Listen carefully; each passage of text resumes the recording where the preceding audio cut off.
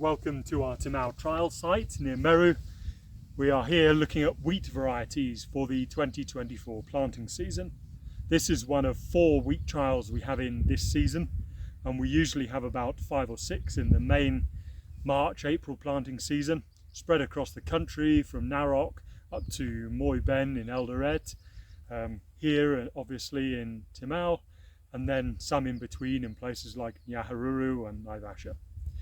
So we run these trials in order to gain as much data and knowledge and experience as we can with the wheat varieties, and the idea is to make better decisions on what to grow and to equip farmers with the knowledge of how to grow it, more importantly. So come take a look with us and we'll see what is useful and what looks interesting, and perhaps what to avoid or to choose for your different regions across Kenya for the 2024 planting season. So first up, Robin. Now a lot of people ask why we have this variety in trials. There's plenty of yellow rust, there are bits of stem rust right here. Not the cleanest variety, but it is such a robust variety. That plot there is Robin, and that has had the full fungicide program, and that will be one of the highest yielding ones still.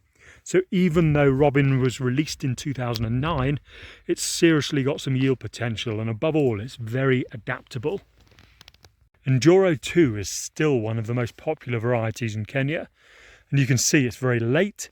It's got quite a wide leaf architecture, so it's quite competitive, but it has 2 issues. One is that it falls over. It's very weak on lodging.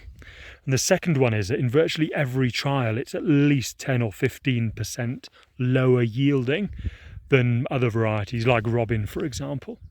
The benefit is the disease resistance, but that is not as good as it once was, perhaps. Over here we've got Kazuko. It's a cracking variety, very high yielding, often one of the top. It's reasonably good against stem rust. It's rated a 7. It's slightly weak on yellow rust, but it doesn't fall over. It has an excellent bushel weight. But just remember that this variety sprouts. So if you're growing this, you have to prioritize it at harvest and have a small area that you can realistically get in and combine as soon as it's fit. Now, 2 interesting varieties here. I'm not quite sure where these fit. This is Hyrax, which is very good all-round farmer-friendly variety. It does okay in the Rift Valley, so in Nakuru and the lower altitudes. It does have a competitive yield. Anywhere like Mount Narok is not really good. Timau, it falls down. It's probably 10% lower yielding than the better ones, and the same here for Jacana. These 2 are very similar, and so it's not really worth looking at considering these as much different varieties. So some of the more interesting varieties, we've got Impala, so a white wheat, which is a much improved version of Korongo. So anybody who wants very good bushel weight, high grain quality, unlike Korongo, this doesn't fall over and is now much better on stem rust and Septoria tritici. Here is Mwera, a red wheat. This is a real favourite. We don't really know much about Mwera, other than that it's a very robust variety, so excellent on stem rust.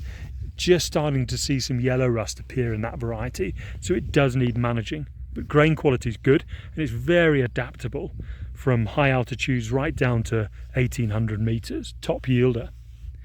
Next up, AGV 249.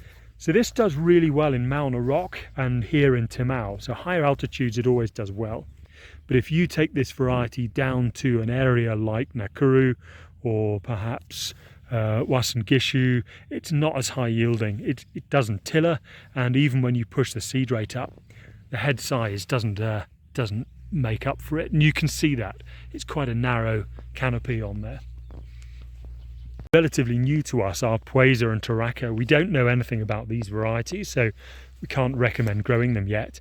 And last but not least is Kingbird. So this did okay in our last trial. I can actually see a tiny bit of Septoria in the bottom of here, but generally very clean.